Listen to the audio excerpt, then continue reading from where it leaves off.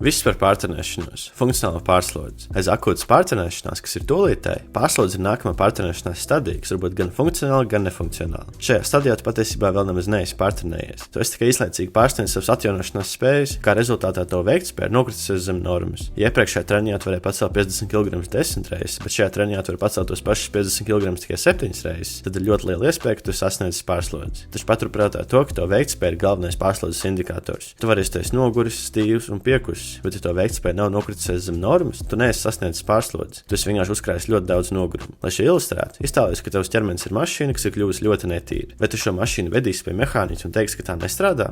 Nē, jo mašīnas virsbūves stāvoklis neietekmē tās funkcionālo stāvokli. Un tāpat ir ar tavu ķermeni. Kamēr to veiktspēja nav nokritusies zem normas, tu vari droši turpināt trenēties, ja arī tu jūties noguris. Šos uzsver tāpēc, ka ir cilvēki, kas uzskata, ka tie nejūtas kā pilnīgi svaigi gurķīši, tie ir pārtrenējušies, kas bieži vien nav patiesība. Ja tu regulāri trenējies, tas ir tikai normāli, ka tu katru dienu nejutīsies uz visiem 100%. Ja tīpaši, ja tu jau vairākas nedēļas trenējies bez pauzēm. Pārslodze iestājas tikai un vienīgi tad, kad to veiktspēja sāk kristies, un pārtrenēšanās iestājas tikai vairākas nedēļas pēc tam. Protams, izņemot akūtu pārtrenēšanos. Ok, bet kā es varu zināt, ka man veiktspēja sāk kristies? Ja tu uzdod šādu jautājumu, tad tu neesi pietiekami liels treniņu nūģis, lai vispār skatītos manas video. Tāpēc es brīnos, kā tu tik tālu vispār esi nonācis. Labi, joks pie malas. Tu vari zināt, ka to veiktspēja sāk kristies, sekojot līdzi savam treniņu sniegumam. Jā, šis nozīmē to, ka tev katrā treniņā ir jāpieraksta, kādus vingrinājumus tu dari, cik lielu svaru tu izmanto, cik piegājienus tu dari un cik atkārtojums izpildi katrā piegājienā. Ja tu neesi gatavs pat šo izdarīt un vēlies trenēties tikai uz čuju, tad es tev ieteiktu arī mašīnā noņemt spidometru, jo tev taču patīk darīt visu uz čuju. Šis, protams, arī bija joks, bet trenēšanās nesakojot līdzi savam sniegumam ir kā braukšana nesakojot līdzi savam ātrumam, kas labākajā gadījumā var beigties ar sodu, bet sliktākajā gadījumā ar avāriju. Tas, lai konstatētu pārslodzi, ar vienu sliktu treniņu nepietiek. Kāpēc? Slikts miegs vai citi faktori arī var pazemināt to veiktspēju, bet ja vairākos treniņos pēc kārtas to veiktspēju nokritusies zem normas, tad tu vari būt diezgan pārliecināts, ka tu sasniedzi pārslodzi. Aiz funkcionālās un nefunkcionālās pārslodze iedalās vēl divās kategorijās - lokālā un sistēmiskā pārslodzē. Lokāla pārslodze attiecas tikai vienu muskuli vai muskuļu grupu. Ja tev krūšu sniegums ir pasliktinājies, bet citas muskuļu grupas joprojām ir tikpat spēcīgas, tad pārslogots ir tikai tavs krūtis. Šajā gadījumā tu vari samazināt treniņu slodzi savām krūtīm un turpināt trenēt citas muskuļu grupas, jo pārslodze ir tikai lokāla. Savukārt sistēmiska pārslodze attiecas uz visu ķermeni. Ja gan tev krūšu, gan muguras, gan kāju sniegums ir pasliktinājies, tad tu vari būt drošs, ka pārslodze ir sistēmiska un tev ir jāsamazina treniņu slodzi visam ķermenim. Ja tev parasti patīk trenēties, tad gan ideāls sistēmisks pārslodzes indikators ir pazemināt vēlmi trenēties. Man, piemēram, trenēšanās ir patīkamākā dienas daļa, un ja man rodas vēlme izlaist treniņu, tad man ir skaidrs, ka es tuvojos pārslodzei. Papildus indikātori ir pastāvīgs nogurums, apetītes zudums un miega traucējumi. Ja šie nāk kopā ar treniņu sniegumu pasliktināšanos vairākos treniņos pēc kārtas, tad varbūt pārliecināts, ka tu sasniedz sistēmisku pārslodzi.